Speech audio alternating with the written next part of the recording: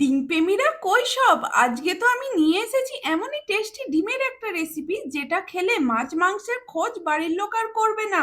তো চলো দেরি না করে রান্নাটা শুরু করি। প্রথমেই সাদা তেলে বাটার দিয়ে গোটা গরম মশলা, তেজপাতা, শুকনো লঙ্কা দিয়ে একটু নেড়ে স্লাইস করা পেঁয়াজ, টমেটো কুচি দিয়ে একটু ভেজে 8-10টা কাজু বাদাম দিয়ে ভেজে তুলে নিতে হবে। এবার ঠান্ডা হয়ে গেলে কিন্তু গ্রাইন্ড করতে ভুলো না। ওই ফ্রাইং প্যানে তেল দিয়ে হলুদ গুঁড়ো, লঙ্কার গুঁড়ো, লবণ দিয়ে সেদ্ধ করা ডিম দিয়ে ভালো করে ভেজে তুলে নিতে হবে।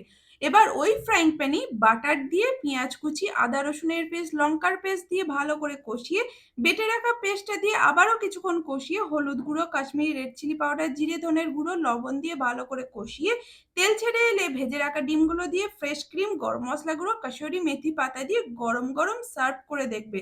সবাই খেয়ে কিন্তু একটাই কথা বলবে, এক কথায় চমৎকার।